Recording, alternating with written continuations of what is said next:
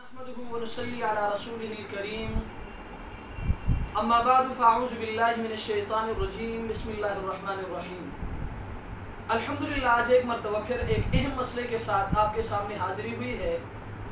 وہ مسئلہ یہ کہ کراچی سے محترم ابراہیم صاحب نے سوال کیا ہے۔ ان کا سوال یہ ہے کہ اگر کوئی شخص سرکار دو عالم صلی اللہ علیہ وسلم کی شان میں گستاخی کر کے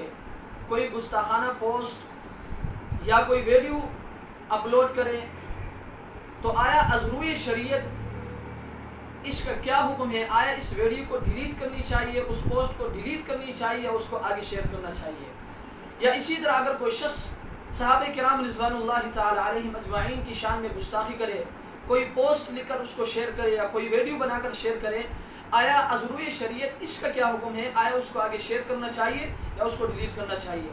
تو یاد رکھیں محترم ابراہیم صاحب نے بہت اہم سوال کیا ہے۔ تو سب سے پہلے یہ بات اپنے ذہن میں رکھیں کہ اگر کوئی بھی شخص،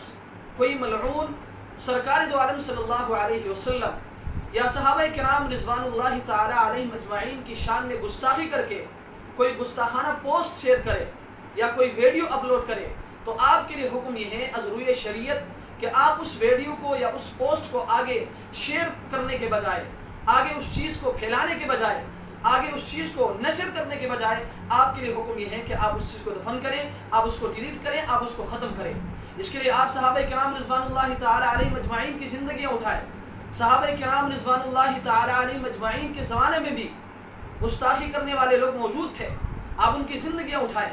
آپ حدیث کی کتابوں کو کنگالیں کہ صحابہ کرام رضوان اللہ تعالی علیہم اجمعین نے جب بھی کسی گستاخ نے نبی کریم صلی اللہ علیہ وسلم کی شان میں گستاخی کی ہے تو صحابہ کرام رضوان اللہ تعالی علیہم اجمعین نے ان الفاظ کو جمع نہیں کیا، ان الفاظ کو آگے شیئر نہیں کیا، ان الفاظ کو آگے لکھے نہیں، بلکہ صحابہ کرام رضوان اللہ تعالی علیہم اجمعین کی تلواروں نے ان کا مقابلہ کیا ہے۔ لہٰذا آج بھی اگر کوئی شخص نبی علیہ السلام کی شان میں گستاخی کرتا ہے یا صحابہ کی شان میں گستاخی کر کے وہ کوئی پوسٹ شیئر کرتا ہے یا کوئی ویڈیو اپلوڈ کرتا ہے تو آپ کے لیے حکم یہ ہے کہ آپ اس وقت فی الوقت اس ویڈیو کو یا اس پوسٹ کو ڈیلیٹ کریں، اس کو آگے شیئر نہ کریں۔ ہاں اگر آپ یہ چاہتے ہیں کہ ان کے خلاف کارروائی ہو جائے، ان سے بدلہ لیا جائے، ان سے انتقام لیا جائے اور اس کے خلاف قانون حرکت میں آ جائے تو آپ کے لیے حکم یہ ہے آپ کے پاس ایک الگ ادارہ موجود ہے، آپ اس کے خلاف تھانے میں چلے جائیں، آپ عدالت میں چلے جائیں، آپ ان کے خلاف FIR درج کریں بجائے اس کے کہ آپ ان کے اس پوسٹ کو پھیلانے کا سبب بن جائیں۔ اور یاد رکھیے اگر آپ نے اس طرح کیا قیامت کے دن کہیں ایسا نہ ہو کہ یہی چیز آپ کے آخرت کو